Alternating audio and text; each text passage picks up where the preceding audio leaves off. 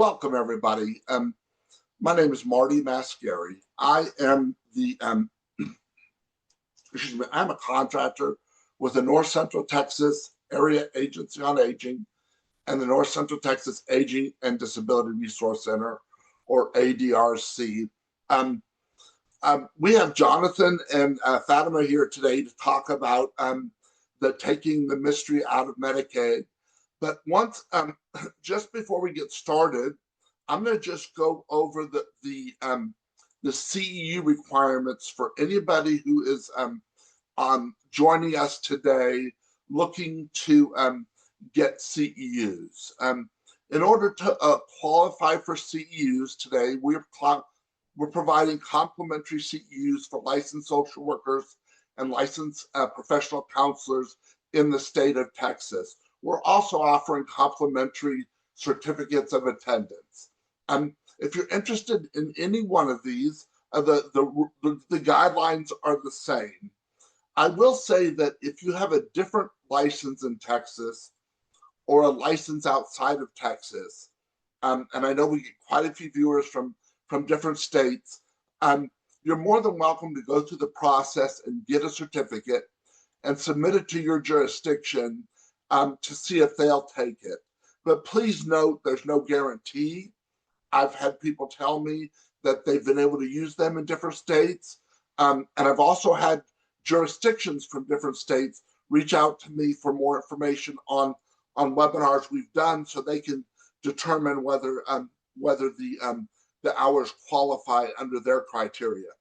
So in order to do this, today's webinar is worth 1.5 hours of CEU credits. You must attend the entire live webinar and the Q&A up to 11:30 Central Time this morning. Once we go, if questions go past 11:30 at all, I know a lot of you have other commitments, and some of us do as well. If we end up going past 11:30 for a few minutes, you're not required to go past 11:30. You will be required to complete the Google evaluation survey. We ask everyone to complete it, whether you're getting CEUs or not. But if you are wanting CEUs, it is a requirement to complete that. That will be up for until a week from Friday till the 2nd. And then give us about 4 weeks to get those certificates out to you. They will be sent to you by email. So I'm going to turn it over to Fatima and let her introduce Jonathan, if she would. Is that fair enough, y'all? Yes. Great. You guys, it's all yours.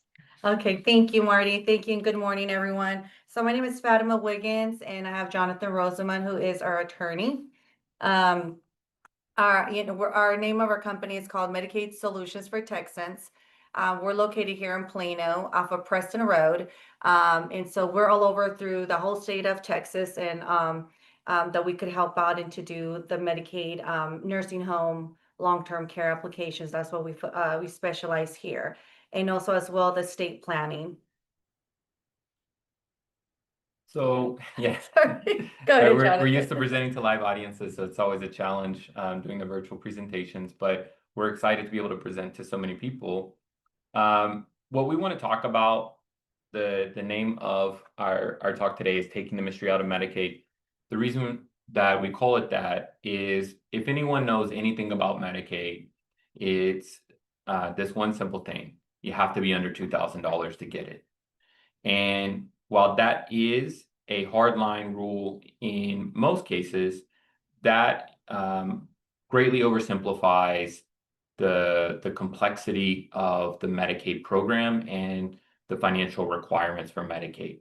So what we want to do today is take that mystery out of it, go through some of the rules, but at the end of the day, what we want all of your takeaway to be is that most people who are in need of long-term care can get qualified for Medicaid if they are working with professionals who know the rules inside and out. So let's see. When we talk about Medicaid, before we get into the financial requirements, which is really what we focus on in the estate planning side of it, an applicant, or what we refer to as a client and you refer to as a patient, has to check the kind of demographic requirements first. And those are, first and foremost, you either have to be a US citizen or a green card holder. And then you have to be what's called a resident of Texas. Now, to be a resident of Texas, it's as simple as enrolling in Yes. a long-term care facility in Texas. So we have lots of clients that cross the Red River, Yeah. come across the border from Arkansas, many that come from California, and as soon as they're in Texas for the residential requirement, they count as Texan. So we don't put a whole lot of emphasis on that aspect of it. You do have to be a US citizen or permanent green card holder, but once you're in Texas, then you're considered to be a resident of Texas if you're in a long-term skilled care facility. A lot of people think you can't submit an application until you've been in a facility for 30 days. That's a common mistake. You can submit an application, but the state can't approve it for 30 days. So we often submit applications day one when a client goes in. The big takeaway here, though, is that a client has to meet medical necessity. Yes. And this is your job, not our job. Is it the MDS coordinator? Yes, usually to make sure they do qualify the medical necessity, it has to doesn't come from us, or it doesn't come from their primary doctor. It has to come from the nursing home of their choice. Obviously, they would check their medical records, and based on what their diagnosis or medical conditions that they're having, the facility will make sure that they do meet the medical necessity. Okay. The facilities are the ones that are responsible as well to submit that information to the state, and the state will double check and review it just to make sure that your loved one, does meet the medical necessity. Okay. Now, the program we focus on is called Medicaid for the elderly and people with disabilities, MEPD. And the rules are in the MEPD handbook, which is published on the Texas Health and Human Services website. It used to be that when citizens reach a certain age, they could qualify. That's no longer the case. Age alone is not sufficient. So we really have to have the medical necessity component in order for us to move forward. This is also a good point to emphasize. Medicaid is a federal program. I often say Medicare, federal program administered by private insurance companies. Medicaid, federal program administered by state agencies. And so a big part of the reason why Medicaid estate planning is the practice of law is that we have this interaction between federal laws and federal requirements and state rules and state requirements. So the federal government puts certain limitations on every state, but each state has to come up with its own rules. And that's where the MEPD handbook sets out the rules for Texas Health and Human Services, the administration, agency that administers Medicaid for the state of Texas. And those rules are going to vary state by state. So if you're coming from another state, just be aware that those rules that applied in another state are not going to be the same as they are here. And the exceptions, the exemptions, the exclusions, all the areas where we focus are very different. I have a lot of family in North Carolina, for example, and I have an aging aunt. My sister asked me, can you help to get her qualified for Medicaid? And my answer is no, I can't. I have no idea. I know the general federal requirements, but at the state level, I don't know what their different exceptions and exclusions are. And I don't know how the state's implementation of their own rules within the federal guidelines, how those affect qualification in North Carolina compared to how they do here in Texas. So everything we're focused on here today is Texas specific. Once we have an applicant who meets medical necessity, we also we've also satisfied the other demographic requirements. That's where we look at the financial requirements. So on the financial side, we break down the analysis into two categories, okay? One is income and the other resources. Income is the easier of the two categories. And with income, what we're looking at is any new money in the month it's received. So if you think about the word income, right? Money coming in is our income. So when money is received, in the month it's received, that is what we count as income. Any money that's left over, that's when it rolls into resources, which we'll talk about in a minute, or a few minutes. But for the income analysis, we're only looking at new money in the month is received. This is also a good time to point out with Medicaid, everything we look at goes off of the month. So we're looking at the first instant of the first moment of the month.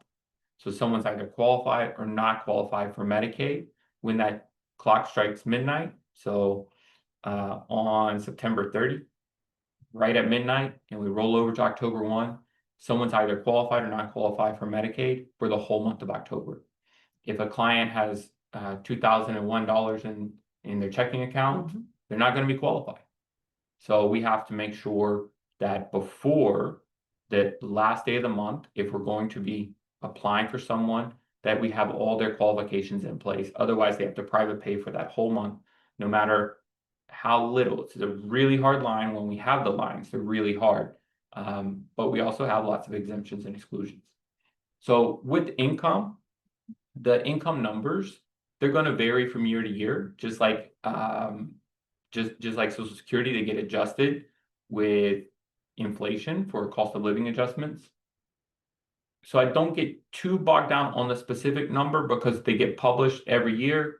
Once they get published, we update all of our materials. We send it out to a lot of the business office managers and nursing homes and also hospitals, and so they could have this information as well for the new year coming up. But right now, for at least the rest of this year, when we have an individual who's applying for Medicaid for himself or herself, then the income threshold is $2,901 per month.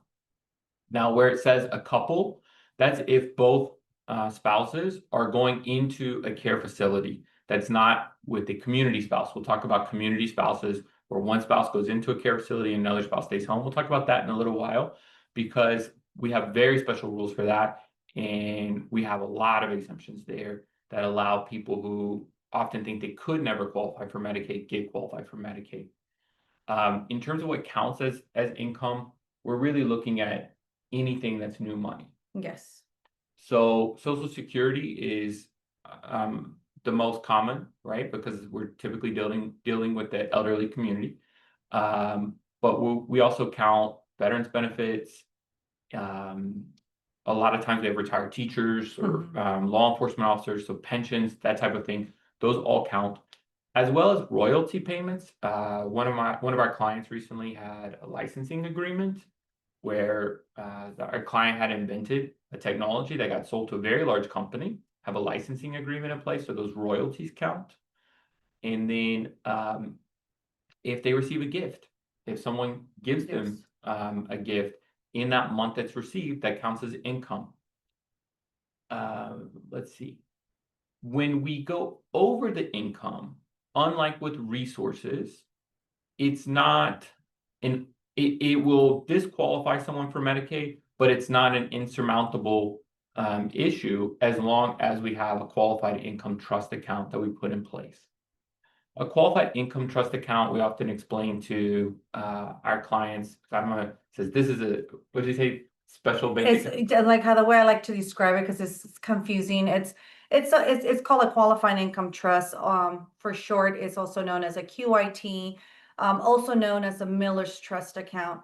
And the way I like to explain it, just to make it easy, just because they are over the cap gross amount as an individual for the 2,901, it's a special checking account that we have to open up, due to being over that cap gross amount. So it's just an extra step that we have to do in order for them to get qualified. This is where a lot of people, again, what Jonathan was, mentioning, that a lot of people get confused. They're making $2,000, they don't qualify. And that's on the following step that we're gonna, discuss after this. But with this being the monthly income, which is their, like again, Social Security, pension, retirements, and all that stuff that Jonathan mentioned, this we could get them qualified. We just have to do this extra step to get that special checking account opened to qualify them. And one of the names that Fatima mentioned is called Miller's Trust. So since we have a little bit longer, the complex legal reason that it's around, Miller was a sweet old lady in Colorado in the 1990s. She made a little bit too much money and thought she should be able to get Medicaid. So a team of lawyers sued the government, said we need to give her Medicaid, and a federal district court in that case agreed and said, look, if she establishes a trust account that names the state as the primary beneficiary of that account, who cares if she's over income as long as she's making co-payments? And since that case, that rule has been adopted by pretty much every state. And you'll hear the term Miller's Trust in just about every state. And sometimes banks use that term because they're familiar with that. So it's good to know when someone's talking about a Miller's Trust, they're talking about a qualified income trust account. As an attorney pointed out at a continual legal education conference I was attending, if anyone ever tells you they have a qualified income trust account and they're not on Medicaid, then they've probably been duped, because there's only one reason to have one. We had a client come to us a couple of years ago. He had been operating a QIT for 3 or 4 years in Washington, D.C. Yes. And we asked him, why do you have this? You haven't been on Medicaid. And he said, well, an attorney told me I needed to get it so I could get ready for Medicaid. And that's not the case. You open a qualified income trust account at the moment that you are submitting an application. You don't need it before that. There's no point in having it. There's no value in it. It's only to isolate income that's over that income, that monthly income threshold, so that if something were to happen, the state of Texas has somewhere to claim. Now, I want to talk a little bit about what happens with the income on a monthly basis. Yes. Do you want to share that? Like Yes. How the Yes, so as an individual that we're giving you guys an example right now. So as an individual, they're gonna lose their income. So, just like, and I know on page number 3 that I'm sorry, where's it, page number 3? Sorry.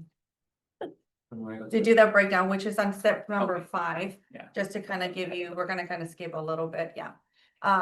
What is an applied income? Also known as a copay, but the nursing homes, they call it an applied income. So what happens is, just an example there that we have, if they get their Social Security plus a pension, you see the total net amount there. The $75 is what that they're as an individual they get to keep, okay? And that's what Medicaid calls it, their personal needs allowance. And so they get to keep $75. And if they have any other type of medical premiums that they're paying out of pocket, like a supplemental, or so known as a secondary insurance, dental, vision, Medicaid still allows them to get those premiums paid out. But if they only have their primary insurance and they don't have nothing else, so they only keep $75.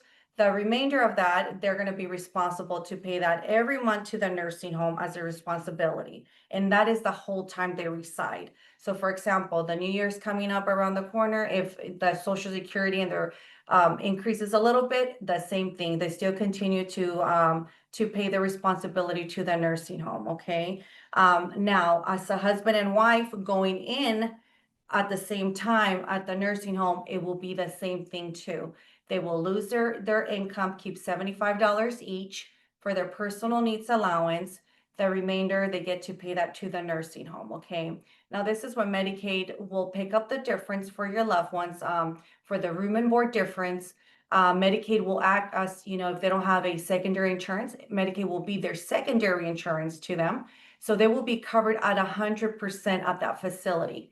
And so how the difference on the Medicaid, what Medicaid covers for the room and board, every facility, they have different daily rates, okay? So whatever is the daily rate, Medicaid is gonna cover, which pretty much is a really big chunk of, of the difference that Medicaid does pay for your loved ones. I've seen, I used to be a business office manager for a nursing home. So, I've seen pay $4,000, $5,000, it just depends.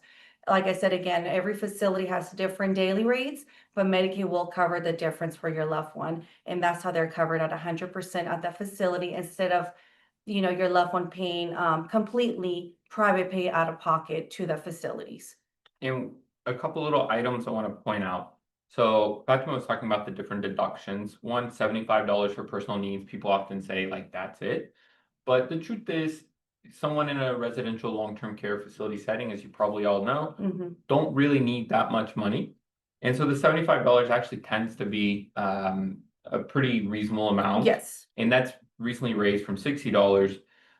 What we tell clients is make sure that at some point some of that money gets spent, because Yeah. what we have seen is $75 adds up over the course of the year, Mhm. right? So that would be $750 plus another $150, $900 a year. Yes. So it's $900 a year.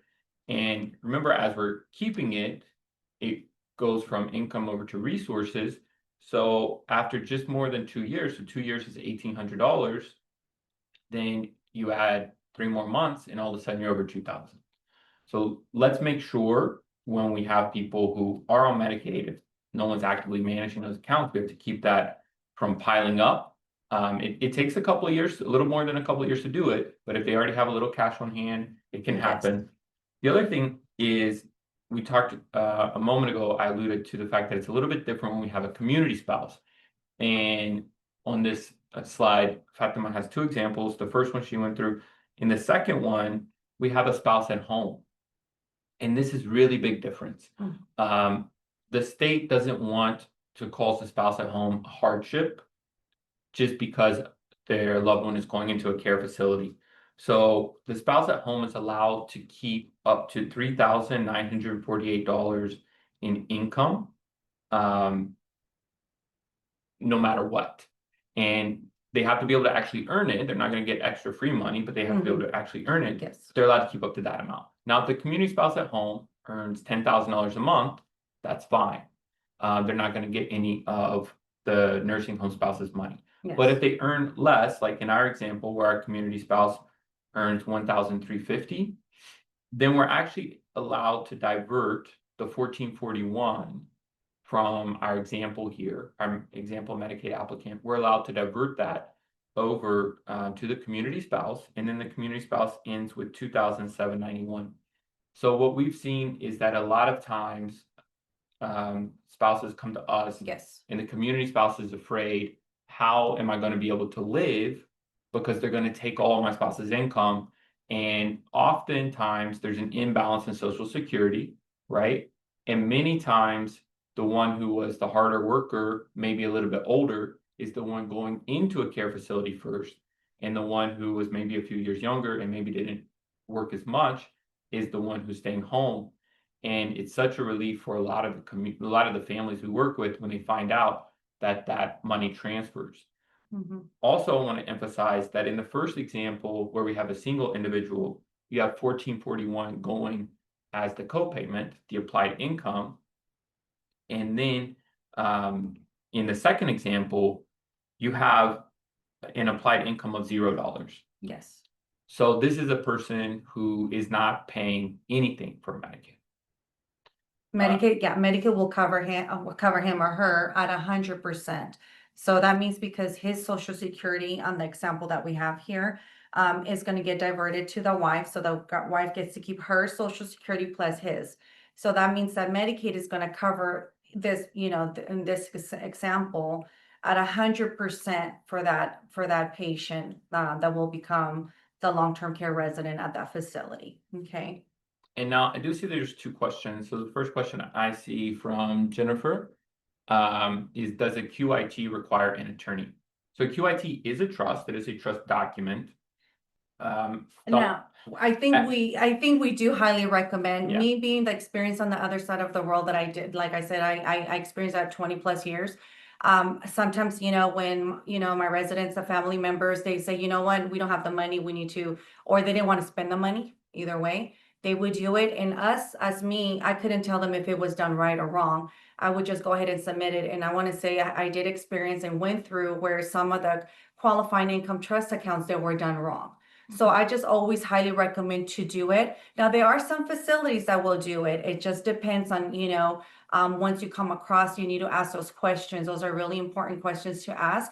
Some of the business office managers are very seasoned that they know how to do the qualifying income trust, but majority of the time they will be sent out to go to an attorney to get those done professionally so they could be qualified. And I'll tell you, as an attorney, it's the same thing when someone asks me, do I need an attorney to do a will? Do I need an attorney to do a power of an attorney? And I say, look, you can get these documents available online, but if you don't know what's in them, you're not paying an attorney just to draft a document. A big part of what you're paying the attorney for is to have that person educate you, one, to make sure you're getting the right thing, and two, to educate you to know how Yes. to use the legal tool that you now Yes. have. So for me, I can't say I can't say you have to have an attorney, but I don't recommend pursuing without an attorney. Yes. And What other then questions I have? we have Melissa asked, is that the same as an ombudsman? No. I'm guessing you're talking about the QIT aspect, the trustee. So a QIT as a trust has a trustee. Mm-hmm. You can have a professional trustee. For some of our clients that don't have family members or don't have family members that are local, I do serve as the trustee on their QITs. But for the vast majority of our clients, well into the 99 percentile, it's a family member, a loved one. Now, we have come across that sometimes a manager from the nursing home becomes responsible if they don't have a family member and they become the trustee. It just depends on the facility, what their policies and rules and what they, if they're willing to work with, with the patient for, to be, admitted at their facility and be responsible as their trustee on the QIT. And then how long does a green card holder have to be in the country to qualify for Medicaid? So once you're a green card holder, you're a permanent resident. Yes. Uh-huh. So the one question is, what's it take to become a green card holder? So I'm an estate planning attorney, not an immigration attorney, so I won't answer that question. But once you receive the green card, now you are endowed with all of those rights. Can't vote. They just but have you to have all make the other sure, yeah, rights. just make sure that they get their permanent resident card renewed. That's very, very important.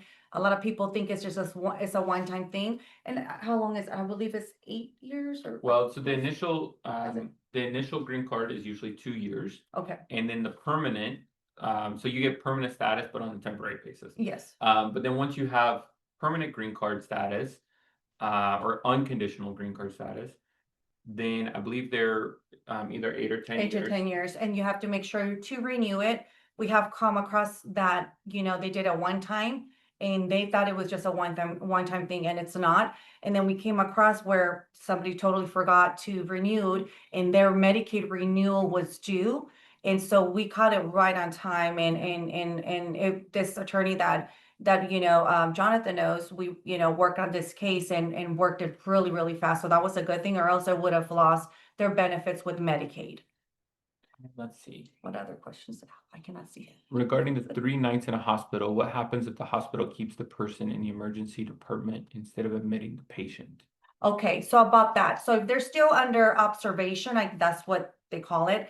The insurance will not cover them. They will get discharged either back home, or if they're trying to get them to a under rehab to a nursing home where they have for short term, they have to make sure they meet that. They have to be admitted and they have to be 3 midnight stays in order for their insurance to get covered.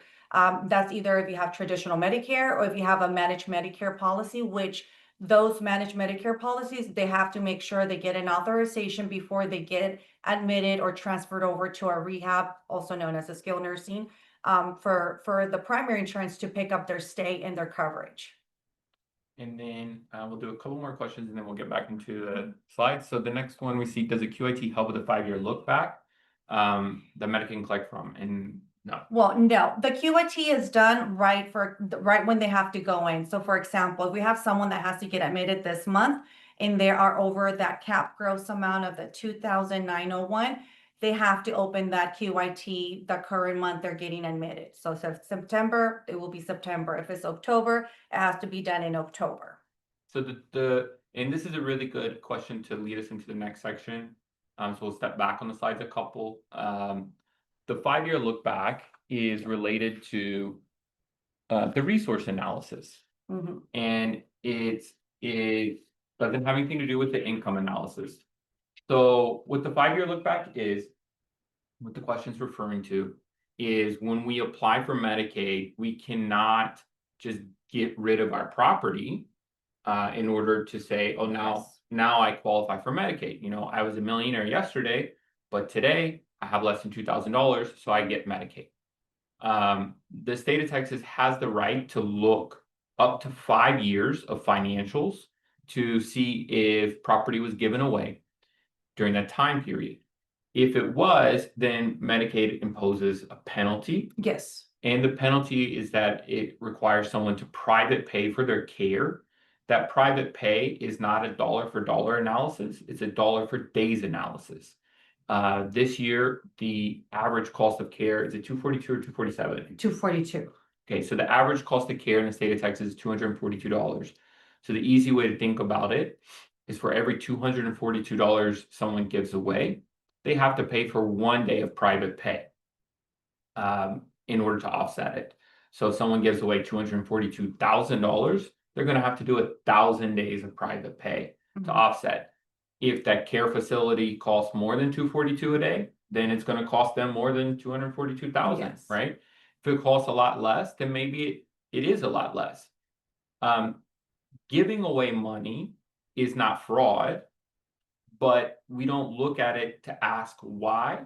Mhm. We look at it to just ask if. Yes. It's a strict analysis. So a lot of people say they're helping their mom, right? We're often sitting down with the children or the spouse, and they're saying, well, I thought I was doing the right thing. I took money out of the bank for mom to pay her bills. And so we have all these cash withdrawals, hundreds of dollars here and hundreds of dollars there. And Medicaid can look at anything that's over $200 Yes. going back 5 years. They will question those transactions with either transactions or withdrawals of $200 or more. They will question those. Yeah. So let's get I guess I started getting a little bit ahead, but let's take one step back and understand why that analysis is so important. And what it is for an individual, and we're going to talk about married couples in a few minutes. For an individual, the maximum amount of resources, countable resource they can have is $2,000.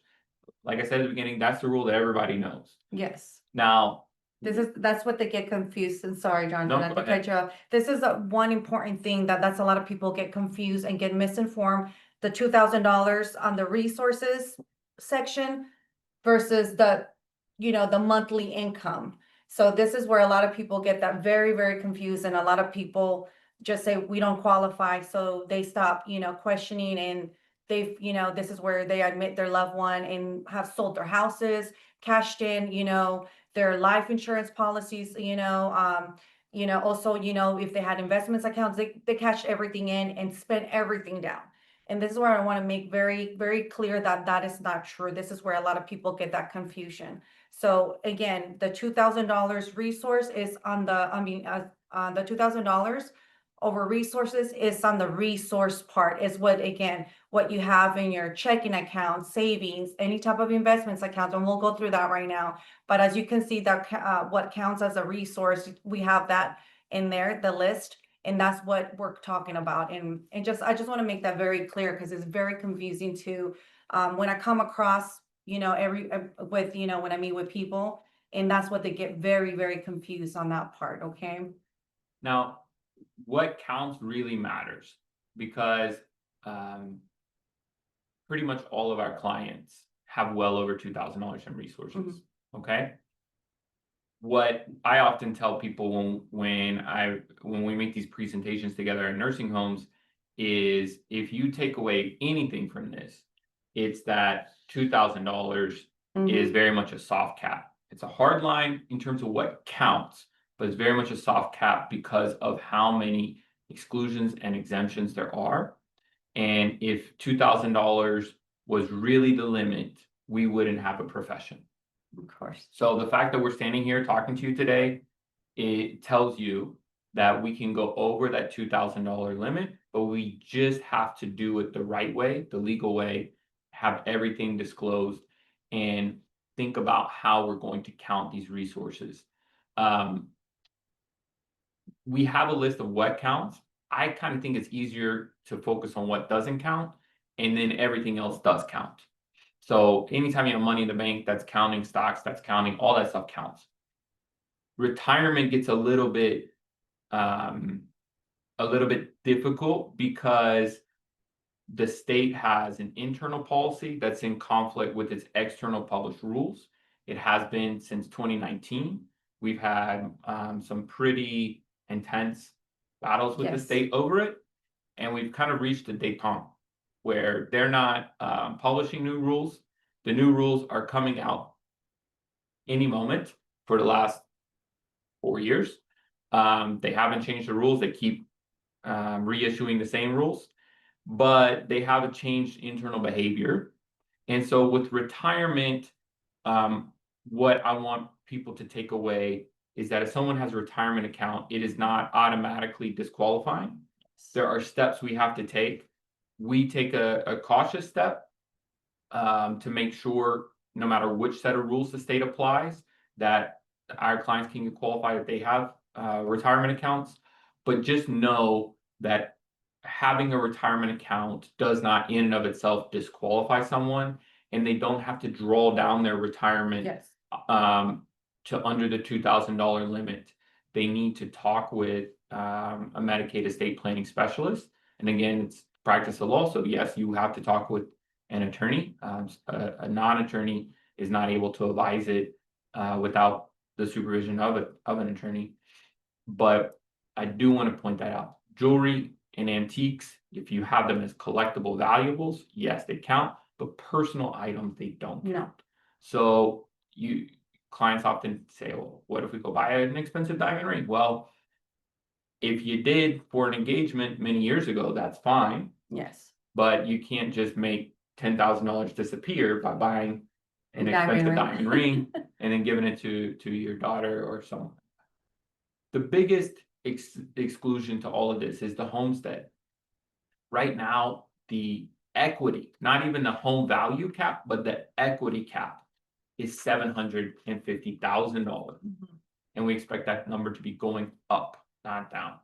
So that's a huge amount of equity that a Texan can have and still qualify for Medicaid.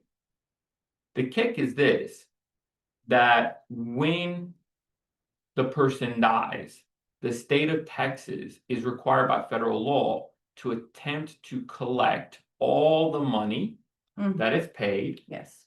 from the Medicaid recipient. Again, this is where state law really matters because in different states, they do it differently. A lot of states will say, we're going to exclude your homestead, but we're going to place a lien on it. A lien, like a mortgage, you can't transfer title until it's paid and cleared, right? Texas, it's a little different, and they say, we're going to assert a claim in the probate estate. So what's probate? Probate is when we pass away, we go to court, right? You take the will, you go to court, you ask the judge, can you put me in charge of mom's estate so I can distribute it? The court has a big hearing, says, what does mom want to do with the estate? Who she want in charge? Okay, it's going to be you, and you have to give the estate to yourself and to your two siblings, right? Well, in probate, the state of Texas gets to come in and say, hold on a second, before you give mom's home to yourself and your two siblings, we spent, the case we just talked to the clients last week was $93,000. Yes. And mom was, I think, less than 2 years. I think it was 18 months. Mom was in a care facility before she passed. The state of Texas spent $93,000. The total home value was $157,000. So if they had passed that home through probate, would have been a tremendous loss of value to the family. In Texas, unlike almost all other states, we have a special deed document that allows us to pass it. So I'm already seeing comments coming. Is it a good idea to get a ladybird deed? Would the Todd not be able to bypass this with a will? So a ladybird deed and a Todd are not the same thing, but they do the same thing. And so I want to talk about both. Both of them are allowed under Texas Health and Human Services rules. A ladybird deed, which is more properly called an enhanced life estate deed, is a special type of deed that Texas courts have decided to recognize as valid. And a transfer on death deed, also known as a TOD, is a special type of deed that the state legislature came up with a few years ago and enacted into law. Which I'm not really sure why they did it, because we already had the enhanced life estate deed, but they wanted to have one. So now we have two competing deeds. Both of these are transfer on death devices. Kind of. The ladybird deed's actually a transfer right now, but I can revoke it until death. And the TOD is transfer on death. In either case, the title of the home comes out of the Medicaid recipient's name when the Medicaid recipient dies, and therefore it does not pass through probate. Now, there's a lot of technical reasons why I really prefer the ladybird deed over TOD. One of them, or do you want to? From experiencing on both sides of the world, being in a nursing home, like I said before, and being on this side of the world the last 7 years, when we have seen those, majority of the time they're done wrong. Yeah, a lot of Totally wrong. A lot of times they are done wrong. The number one biggest reason I prefer ladybird deeds over TODs is that because TOD is a statutorily created deed, it has some statutory requirements. And one of them is it has to be signed by the individual when the individual has capacity to sign it. A ladybird deed or an enhanced life estate deed, that's the same document, can be signed by an agent acting under a power of attorney.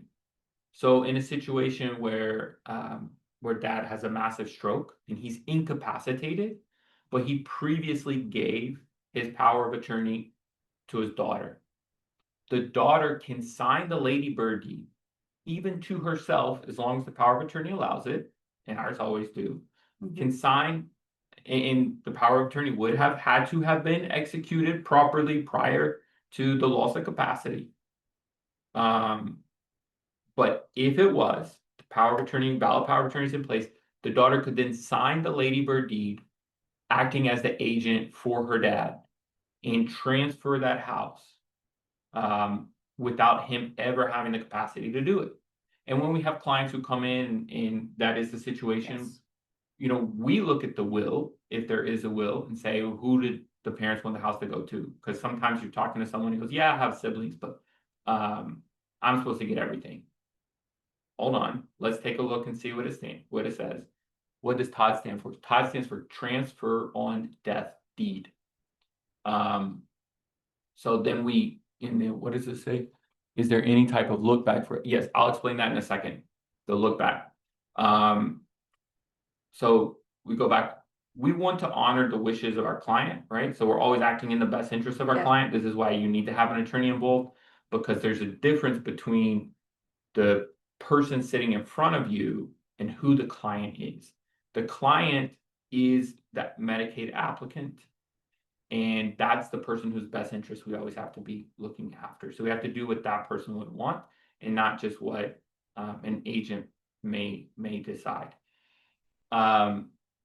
In terms of the look back, so how can we use these devices? Another reason I don't like the TOD, even though the Medicaid estate handbook rules right now say that the Medicaid estate recovery program, which is the agency responsible for collecting, will honor a TOD, the law says that the estate of the decedent can still be subject to claims. I believe it's for up to 2 years. Yeah, that's right. It is. I think 2 years it is. Following the death with a transfer on death deed. So that means if there's a claim, maybe not for murder, but it could be another claim. Oftentimes when people go through this process, they end up in the hospital, massive stroke, heart attack, new medical bills, right? And those healthcare companies that run up a $200,000 bill before someone passes can open the probate and claim against the home. So I don't like TOD. So that's general education, not direct legal advice.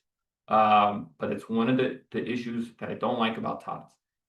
With ladybird deeds, by contrast, a ladybird deed goes back, if you watch Braveheart, right? You see those guys on their horses, and they're talking about title, and who's going to get title to this and title to that, and they're negotiating, doing their deals. So what happened was the lord of the land owned the land, and he didn't want his land to go to probate either. So he gave his land to his favorite son, and he said, here's the land, but I get to keep it for the rest of my life. And I get all the value of it, and I get to use it, do whatever I want for the rest of my life. But when I die, then you get the right to use it. So he transferred title during life. Well, a ladybird deed does the same thing. We transfer title during life, but reserve use for the remainder of life, an indefinite period. So same thing with the ladybird, reserves use. So why do we use an enhanced life estate, not a traditional life estate?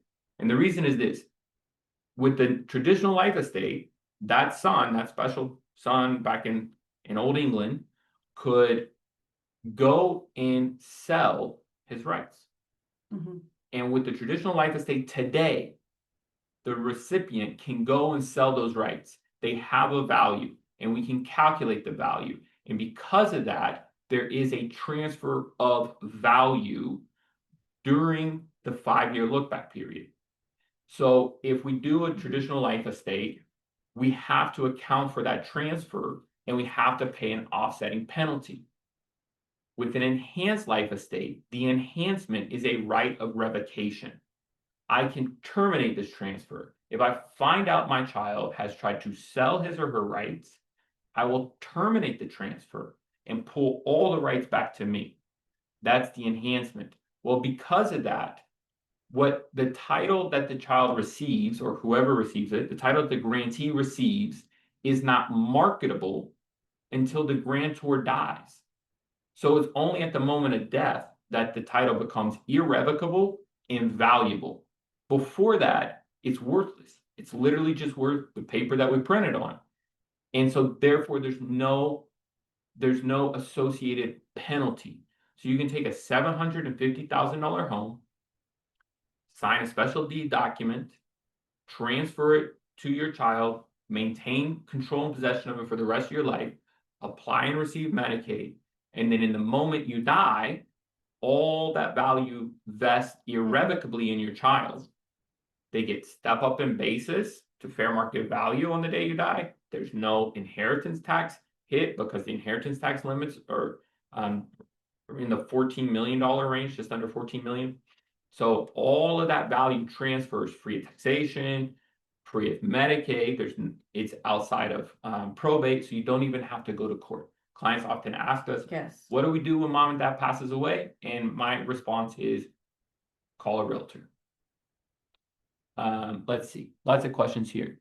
Do both have an effect on how MERP may be looked at? Does a ladybird predicle the owner who is using the property, for an example, for an equity loan?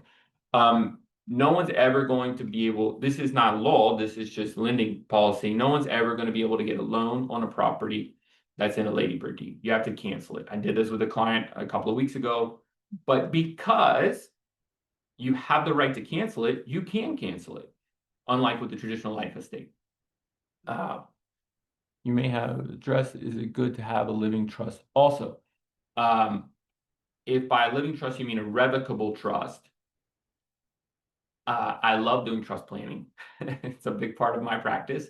But anything that's in a trust is a countable resource, including the homestead. So it's a great question. We have a lot of people come in, they have good estate planning, and we actually have to take everything out of the trust. But we can do a ladybird deed back to the trust. But if it's sitting in the trust at the time, And applying for Medicaid. at the time we're applying for Medicaid, if it's sitting in the trust, we have to take it out, or else it gets counted. Yes. This is interesting, as another law practice that has done trainings on this platform has said the opposite. They felt the Todd was better than ladybird deeds, stating that some judges are not fond of the ladybird deeds. Maybe, but that's why I said the Todd is created by statute. I can tell you that the courts in Texas don't have a problem with it, but well, in my opinion, they don't. But more importantly, is not actually what a judge will do, it's what a title agent will do. And it's whether you can get title insurance, because the real practical question is not, are we going to get in a lawsuit? Look, the state of Texas is not going to come after you if you have your home in a ladybird deed. Okay. The real question is, can you sell the home? And that has to do with your title company. And that's why using an attorney to draft a deed matters, because if you get one online, good luck. And then we, for example, have a specific title company we work with and that we've perfected our deed with. And we know, and we tell our clients, look, you don't have to close with them, but if you want to know that it'll get closed, close with them. We don't get anything out of that relationship other than the fact that it always gets closed. And then isn't it deciding because the ladybird deed doesn't go through probate court? That's correct. So at the moment the person dies, the right of revocation goes away, so the home can't go through probate. Exactly. And as a result, there can be no claim from MERP. Finances as well. Not all people can afford certain documents drawn up. A TOD may be cheaper than ladybird deed in your experience. Well, here's what I'll say. I haven't seen a single home in Texas that is worth less than 99% of what it costs to do a ladybird deed. And no matter what the expense is, the value of passing that property free and clear with no taxation far exceeds what we charge or any of our competitors that we're aware of charges to have it done and have it done correctly. So while I recognize that there can be financial strains, when you think about, I mean, you can't find dirt in the state that's not worth $100,000. And for someone to whom a ladybird deed is expensive, my guess is $100,000 is a fortune. So it would have to, in my opinion, the analysis would have to say it's worthwhile. And then there's a question of whether it's expensive. Again, people can find documents online, but good luck if they're right. Sometimes I'm a big fan of ChatGPT. I've asked ChatGPT to draw up some documents and they make me laugh. So I want to see what it does. And it's not something that I would bet anything of value as an attorney. I would not bet anything of value of what I could get from ChatGPT or from Google. I see we have clients that come to us with ladybird deeds. And whenever they're done correctly, we always say that. But we also had a client come recently with some deed work from another attorney, and he just didn't understand how to do the deed work. So sometimes you get what you pay for, and what we're trying to get here is preservation of value.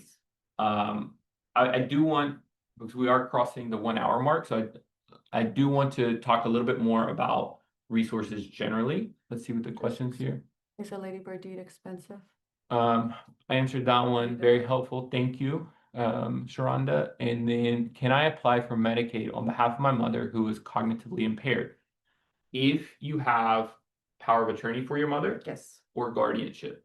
We don't do guardianship because it's a very lengthy, expensive, difficult process. And we wouldn't recommend, that would be like the last option to discuss a 406. Yeah. So what we do is we work through powers of attorney, and there are, when we say cognitively impaired, there's different levels of that. So in order to grant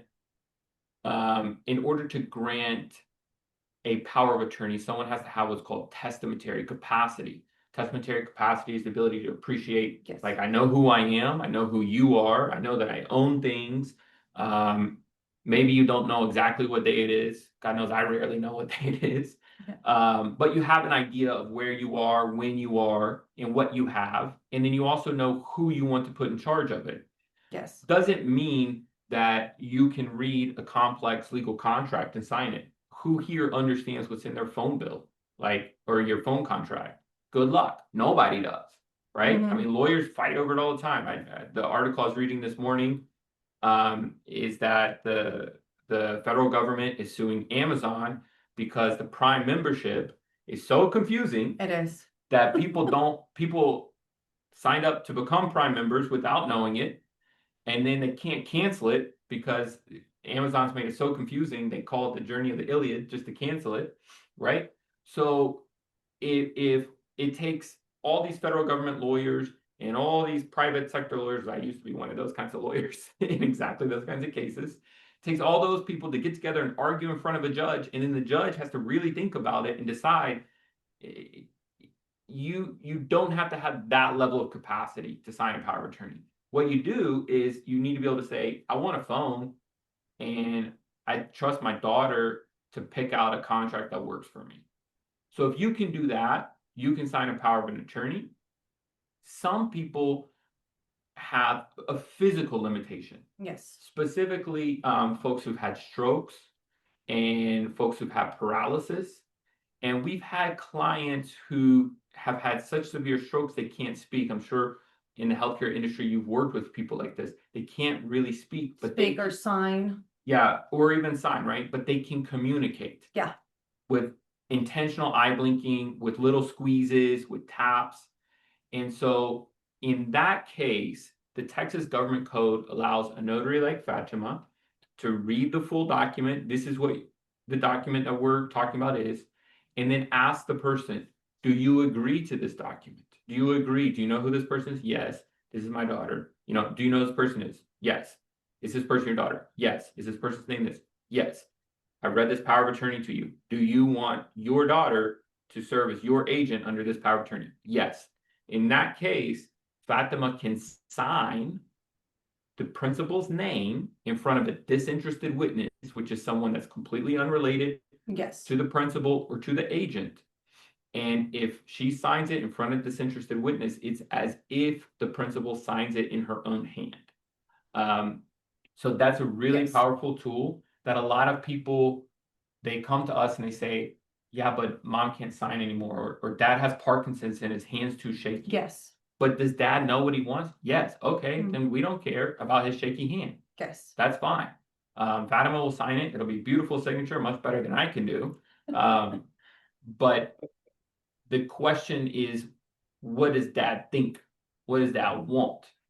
And if dad wants this to happen and he can appreciate it, Yes. then we can finalize and execute that document for him. Jonathan, real quick, Jonathan and Fatima, real quick. I want to make sure you get through all of your content. Sure. On this topic, on these topics, we always get just inundated with questions. There'll be a Yes. lot of them. Because it's a lot. I just want to make sure you're able to get through your content, and then if we have time afterwards, we can answer the rest of the questions, or I can give people the email address or whatever. Okay. So don't feel like you have to answer the questions as you go along. It's purely up to you. We just want to make sure we get through the content in the Sure. time period. Okay. All right. So Is I that do fair? want to do that. I do want to turn back because I think we can wrap up in about the next 15 minutes and give plenty of time for more questions. Perfect. That's perfect. Yeah. Great. Thank you. And then when we look at coming back to the resource analysis, so we've talked a lot about the homestead. It's not the only thing, but it's the big thing, right? And we also talked a little bit about IRAs, and I don't want to give you guys too many rules because it's you'd say you know enough to be dangerous, and in this area you can be really dangerous. A few other things where we have excluded resources are life insurance benefits up to $1,500, and burial spaces for the individual, spouse, and close relatives, Yes. as well as one automobile. Yes. This is also where Texas is different than other states. In a lot of states, they require a reasonable automobile. And Texas does not care. We often joke, we're going to have someone come in one day and they're going to have $200,000 cash and we're going to buy a Lamborghini. And if that's your only car, congratulations, you're going to get Medicaid. So Texas does not have a requirement on the automobile. The other thing is that people say, why does mom need a car? Mom can't drive. Well, and mom can't drive and she's going to be in a care facility. Why does she need a car? Well, one, the rule says she can have a car, so she can have a car. There's not a question about need. It's just a question about, again, these are bright lines. She can have it or not have it. But if she can have it and there's no limit on value, then it's something we look at.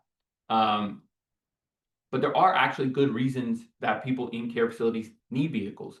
And one of them is they might need to go out for appointments. They might still be engaged in some social activities, Yes. and family members can go and pick them up. We've had family members who say, well, I'd love to take mom or dad out, but we need a special van for that. And we say, okay, well, you've got plenty of money that dad's got to spend in order to get qualified for Medicaid. So sell his car and let's buy that special van, and then you can take him wherever he wants to go. And then you just see the tears come down when they realize, oh, that's a possibility. Yes. That's real. And we've helped families to do things like that. So again, on the step number 4 is 1 out of 1 car. It's actually it goes to an individual, of course. Now we're having, you know, a spouse staying at home and the other spouse, you know, going into a nursing home. Obviously, they could have up to 2 cars. Yes. And then let's see, any other things to point out on the resources? I think we're good on that part. Okay, so what I want to get to next is we've talked all about this $2,000 limit, right? So that's for an individual. Mhm. What we do, well, we help individuals, but where we really make magic happen is for families. Yes. And this is what I think is the least understood aspect of Medicaid qualification. And it's that married couples have a different set of rules. And it's just an entirely different set of rules. You get more income because we can move money over, talked about that, but you get a lot more resources. Mhm. And this comes from this what's called the spousal impoverishment rules. So we don't want to impoverish a spouse at home. So in addition to all the other exemptions we talked about with the home, with retirement, with personal belongings, things like that, we also automatically get, right now it's 31,584. Again, this is a number that's going to move. It's going to go up. We automatically get 31,584. If we have a client, a married couple that comes to us and they have $25,000 in the bank, and one spouse is going into a care facility and the other spouse is staying at home, that's the same as having an individual that has $1,000 in the bank. Like that case is done the moment they walk through the door. Yeah. And get most people qualified. don't understand that. They already qualify for Medicaid. We can go back 3 months if we need to, which is another thing that someone has been in a care facility, we can go back up to 3 months. So just throw that rule out there for a second. 31,584 is a floor. 157,920 is a ceiling. So that's the most in terms of liquid countable resources that we can have, 157,000. How do we figure that number out? It's kind of a complicated formula, but I'll give the example we have here. The first one is just walking through the door qualified, right? So checking account 5,000, savings account 2,500, and they own a little piece of property at a lake that's worth 12,500. And sometimes we see that, right? Just some remote lands, maybe a little investment property. Sometimes we see mineral, oil and gas rights. We see that a lot here in Texas, and it's just worth something. Or one of our clients we talked to recently has kind of an antique car collection. Yes. But none of them are really worth that much, but he loves them, bunch of rust buckets, but he loves them and won't get rid of them. And then we add up the value and we ask, you know, what's the actual value of all of these? Sometimes it's a life insurance policy. Actually, a lot of times the life insurance policy is worth 10,000 or 15,000 that's there to take care of a funeral or a burial. And I just want to touch real quick on the life insurance policies. Also, another thing too, that a lot of people get misinformed, and this is where a lot of people cash out, cancel their policies. So I highly recommend not to do that. Just make sure you talk to a professional that, you know, that knows what they're doing for what, you know, with Medicaid estate planning, just because there's a lot of things depending on what type of life insurance policy they have, what's the face value. And again, a cash value is very, very important. That's with those 3 things we want to take a look at, and then we can advise you, or if you go with someone else, they could advise you exactly what you need to do. A lot of people automatically get that information before they see someone, and they end up cashing and canceling the policies, and then they didn't even have to do that. So it's very, very important with those 2 as well, not to just, you know, you know, do what somebody told you to do, and then again, you did not have to do that. So very important on the life insurance policies. Yeah, so let's look at example 2. This is where someone has more money, right? So if they have 25,000 in checking, they have 75,000 savings, they don't own a little lot, they own a second home, 225,000, and then the community spouse has 575,000 in the 401k. So that adds up to 900,000, right? Can't get them qualified. This is a typical client for us. This is someone that we see on a regular basis, and this is someone that we get qualified for Medicaid. The first thing we do is we isolate the 401k, that 575,000. We're going to put that in a special Medicaid compliant annuity. That's a rollover annuity, so it's still going to be IRA money, but it follows some very technical Medicaid rules. I won't get into all the details there, other than to say we're able to isolate that. Then we look at the cash, the 25,000, 75 in the savings, the lake home 225. The lake home, that might be a little bit too much. They might have to sell that, convert it to cash. And then if they did that, they would have 325,000, right? And then we divide that by 2. Quick math, I can do it in my head faster than I can do it here.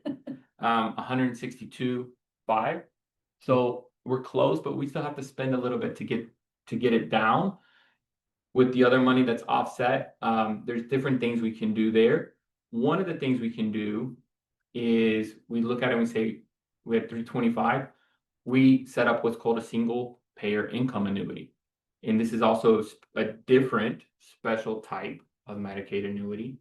And it creates a stream of income for Medicaid purposes, but not for federal tax purposes, but it creates a stream of income for the community spouse. So we take 325,000, we'd say, okay, let's keep 100,000 on hand. And then let's take the other 225 and we're going to put it in this special annuity. And so what we would do in a case like this actually is we put that lake home for sale. Now it's an exempt asset pending sale. And then we put a ladybird deed on it in case that client passed away before it sold. Then when it did sell, we put it into a special type of annuity that pays to the community spouse at home. And when we put it in that annuity is going to have the state of Texas as a primary beneficiary. Yes, it does. If the client passes away, if the at-home spouse passes away while it's pending, and then it's going to pay out over time to the spouse at home. Medicaid's going to treat that like income. And because it's getting paid out after the application, it's ignored. It's not part of the resource analysis. It's part of the income analysis for the spouse at home, and the spouse at home can have unlimited income. So there's really technical rules. You can't do this stuff alone. I can't even do this stuff alone. The folks at Medicaid Solutions are insurance agents, so they're what make it possible. So you need attorneys, you need insurance agents, you need a full team working together to be able to get someone like this qualified. But absolutely, We could get them qualified. we get these folks qualified every single day. And what we want you guys to know is that someone who looks like this, who is maybe your typical patient, and they're going, but we only have $100,000 and we're going to run out of that, because that's going to last maybe a year, maybe a little bit more than a year in private pay, right? Then they're going to run out of money, leave no legacy, and they're not going to be able to take care of the spouse at home. With proper Medicaid estate planning, we can take a case like that, just restructure the way we hold things. And with that lake home, our hope would be we could sell it maybe to a child so it stays in the family. We just have to sell it for market value. But if we can sell it to a child, keep it in the family, take that money, move it to the SPIA, it comes out, probably do some trust planning for the spouse at home to make sure that her money doesn't get inherited by the community spouse, right? We don't want her, by the nursing home spouse. If the wife's at home, we don't want that if she passes away first, it goes to her husband who's in a care facility. So we'll do some planning with her as well. It's very intricate, complex analysis. To go back to the question we saw earlier, is it expensive? Working with attorneys and legal professionals can be an expensive process, but we always say, let's sit down and take a look at what's the cost of doing this compared to the cost of not doing this. And for so many families, the cost of doing this is a drop in the bucket compared to the long-term commitment For sure. of private pay for an indefinite period of time. And most families don't have the savings prepared to be able to carry that load. And if they have long-term care insurance, that's great, but That's very rare nowadays. many and most don't have it. It is No. very rare to see people that have long-term care insurance. We have very few people who come in who have it. Yeah, this is very very rare to see it nowadays. But just again, just just piggyback on what Jonathan is saying on an example number two. I get the people that do have a certain amount of resources. A lot of people are like, no, we're not going to qualify. They told us no. And and I just tell them, just it's a free consultation, because that's what we do here. I said, just hear us out. And then sometimes you'll be very shocked at the end of our conversation. And then from there, you decide whether you do want to, take this information, because it is very educational at the same time. Whether you want to move forward or not, that is up to them. But a lot of people that when they start off the conversation with me, that have this type of, over resources. And at the end of the day, when we tell them what we could do, they're just shocked, because again, Medicaid is so sensitive, they get misinformed and they get so confused on stuff that they are informed. And so we always want to clarify, and it's just better just to get, a free consultation. Call us. We're here to help out. And of course, in our goal and what we do here and what we try to do and help our clients is just to try to preserve as much as we can. Even if we have somebody that doesn't have nothing, and it's just their home, we still could protect that property to pass down to their loved ones or to their kids. And again, the Lady Bird deed is not just also, I want to also emphasize that it's not just if you're going to a nursing home. It's like for myself, I have a Lady Bird deed. So just in case I have young adults living with me. So just in case if anything happens to me, I don't want my kids to probate. They don't have the money to pay off my credit card and all that good stuff, But anyways, thank you so much. And we're going to probably start with the questions. No, real quick, I just need to make the point, is that yes, they do this, but there's other elder law attorneys. Yes. And what you need to do is reach out to an elder law attorney Definitely. to get your questions answered. And Jonathan is definitely one of those possibilities. But I just because of the way our funding comes, I need to No, make definitely, yes. I have to make sure that we make the point that it's there's other elder law attorneys out there, and that's what you need to do, is make sure you get a hold of one of those. And like I said, Jonathan is surely one of those possibilities. Of I'm course, sorry. and it's so much better to be working with an attorney through this type of complex planning Yes. than trying to do it yourself. And in fact, our clients include other attorneys, one who came in exacerbated after trying and failing to get his mother qualified for Medicaid. I had the conversation with him. Then he disappeared. He's like, oh my gosh, thanks so much, I'm going to hire you. Then he disappeared and was gone for a year. And then he came back and was like, okay, this time I am going to hire you. He took everything I said, like we're sharing with you guys today, Yes. to try to do it himself, and he couldn't. But definitely reach out to a professional if you're getting into a situation like this for your loved ones or anybody that you guys, come across. Definitely. And probably someone you're going to reach out to is someone that I've met at a legal conference. The group of people, there are many Medicaid estate planning attorneys in Texas. The group that's dedicated to this, just this area strictly, is a small group, but very educated and good attorneys out there. So you want to briefly- maybe the questions? Yeah, let's see if there's other questions. And I'm going to put the myths up while we talk about the questions. And then Marty, if you can answer the questions about getting a copy of our presentation, those types of things people are asking Yes. about. Real quick, the link was put in earlier. In fact, my link that I put in, you had to copy it and paste it into your browser for some reason. I've got my share of technical difficulties today that I normally don't have, and I apologize for that. But Melissa was nice enough to figure that out and put it in a link that just worked. If you go back up through the chat, you'll find the slides on that link. We are recording the presentation, and like all of the webinars we do, the presentation will be up on our YouTube channel, and we are totally up to date. So it should just be a few days before we have the recording of this available on our YouTube channel. And then ultimately we'll be sending out the first email we send out, follow-up email, will have the link to the slides. The second follow-up email will also have the link to the directly to the recording. But once again, you can go to our YouTube channel and find the recording yourself as well. Perfect. Okay. And then we'll answer a few questions right up until we get to 11:30. So the first question is about renting out a home that's in a Lady Bird deed. What I'll tell you is that the Medicaid rules are going to count any income to a Medicaid recipient as income in the month it's received. So the other rule there is that the homestead, the idea of a homestead is that's a place someone intends to live in. So any type of rental agreement that would prohibit someone from returning to their homestead would be questionable. And then if a Medicaid recipient is receiving income, then that's going to affect the income analysis. So I want to be careful with that question because it is a real concern that families deal with, but you have to think about longer term, what could the potential impact be to Medicaid? And then also there's just a question of if the home's not in your name and you're renting it out and you get a bad tenant, good luck with the eviction.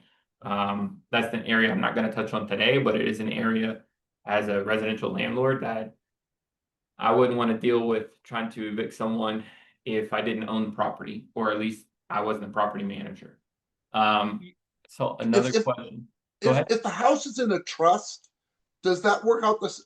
Does that work the same? I had somebody advise me at one point in time that if it was in a trust and the income stayed in the trust, it wouldn't count, but that once a year you could move money, especially if it wasn't the month prior to recertification, you could move money as an asset from the trust to the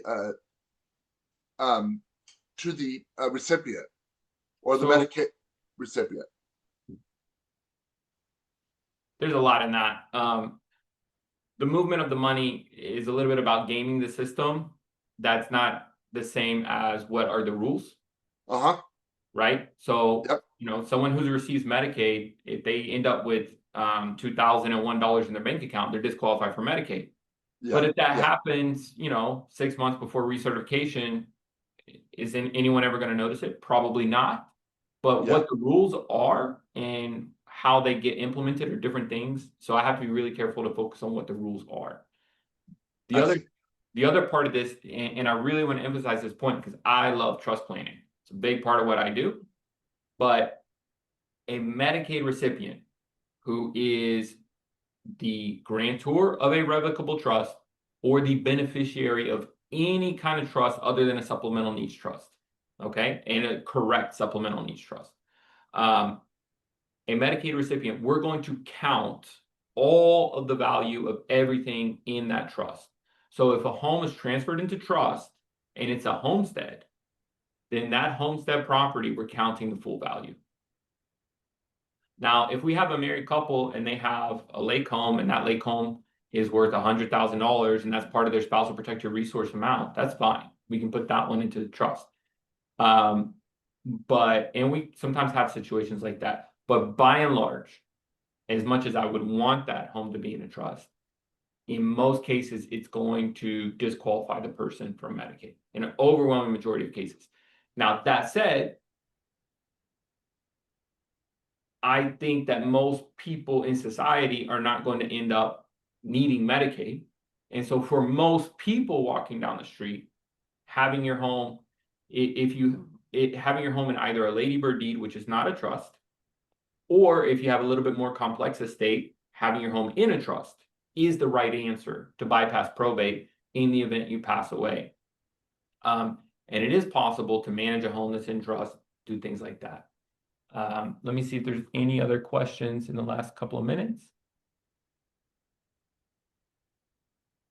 Well, I saw one. Did we answer this question?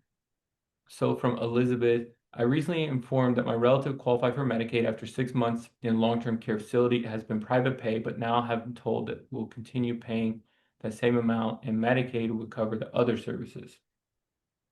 There's not enough information there for us to really figure out what's there, but I do want to point out that we can go back 3 months. Yes. She can't go back 6 months, but you can go back 3 months. If she would have qualified 3 months prior, we can get reimbursed for those 3 months. And then when Medicaid takes over, she's still going to owe a co-payment amount. The only thing I could kind of clarify on that question, I'm assuming she's trying to, obviously paying private pay is not just your social security that you receive. So I'm assuming it's more than what she's receiving. So, once you are qualified or considered to be qualified for Medicaid, you should just be responsible to pay what is your monthly income minus the $75, like we were explaining on step number 2. And the remainder will be the responsibility that your loved one will pay for that. Okay. All right. So with that, Marty, I think we'll hand it back over to you. Thank you. Real quick, I just want to make sure I go over the CEU qualifications right here at the very end, because people are having to get off. And then if you guys want to answer more questions after that, that's totally up to you. But let me get through this if I can real quick. For those of you that are joining us today that are looking for CEUs, we're providing complimentary CEUs for licensed social workers and licensed professional counselors in the state of Texas. If you have another license in Texas or a license outside of Texas, you are welcome to go through the process. And I don't know what the slides are down the right side. I certainly apologize. I'm sorry. That's confusing. But you are more than welcome to go through the process and get a CEUs and provide them to your jurisdiction. And I think what this is it's the wrong slide deck is what I think it is. I don't know why it's doing that. I'm sorry. You've got me baffled now. So today's presentation is worth 1.5 hour CEU credits.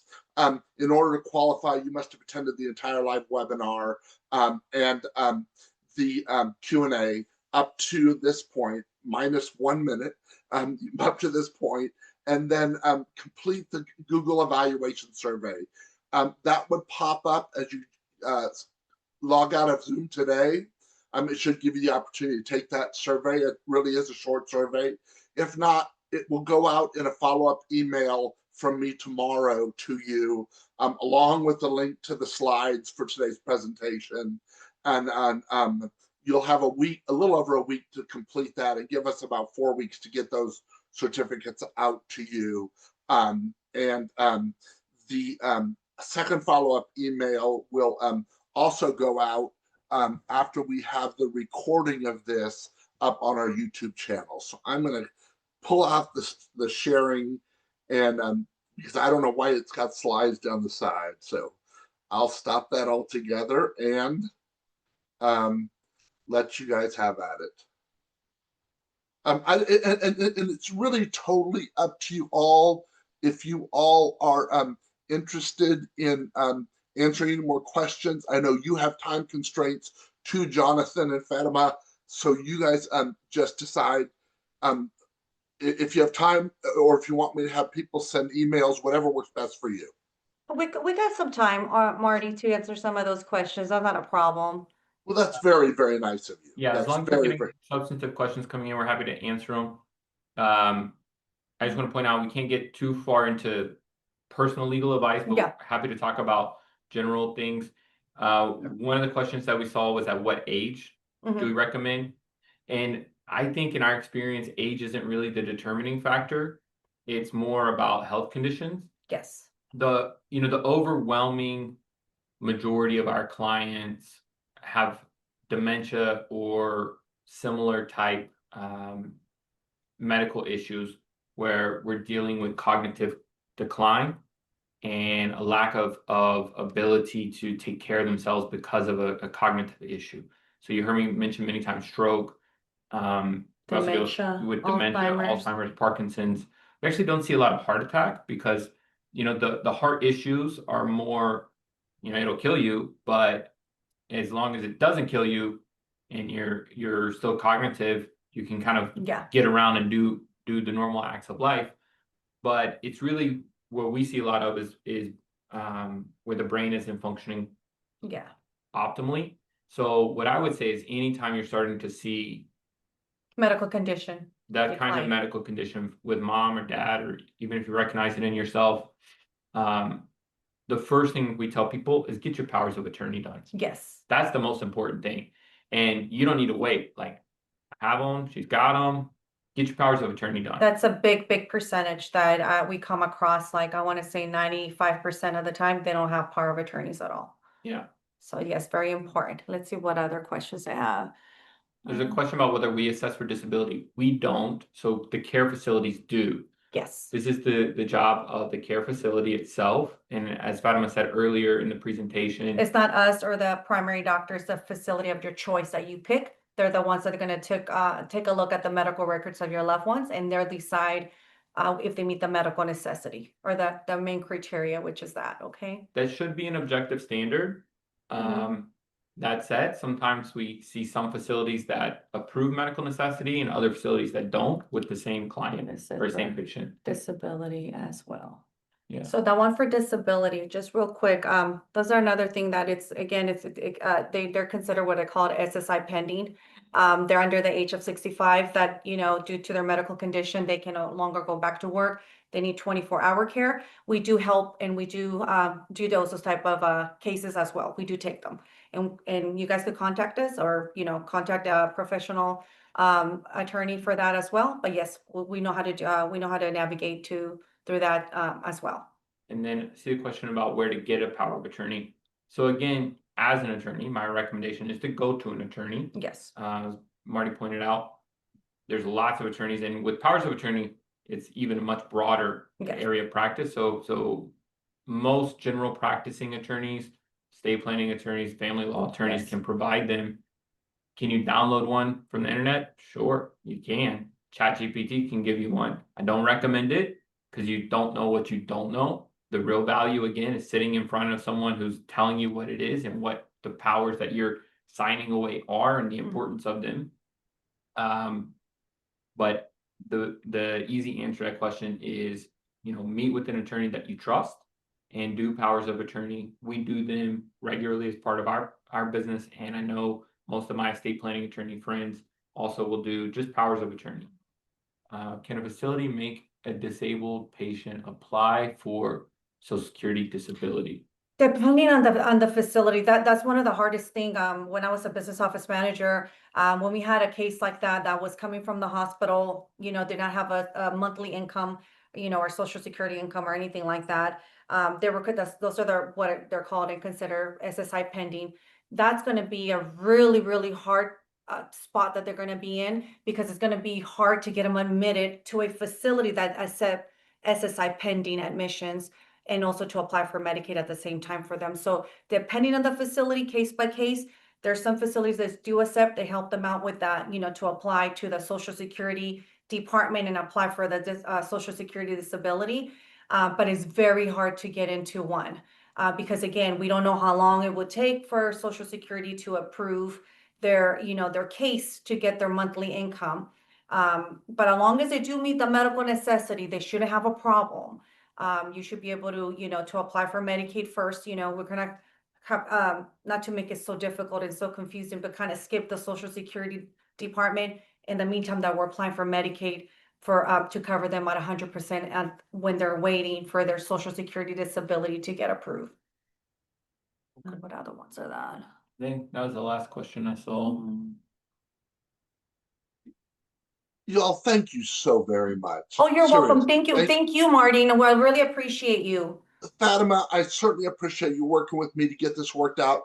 Jonathan, I really appreciate you sharing your knowledge, both of you, your expertise, and we're so grateful to have you here to do this. And as you can see, we've had about 200 and I think 25 or 30 people at one point in time, and you can see the gratitude in the chat as we finish up. So thank you all so very much. Thank Thank you. you all Thank for you, everyone. joining us.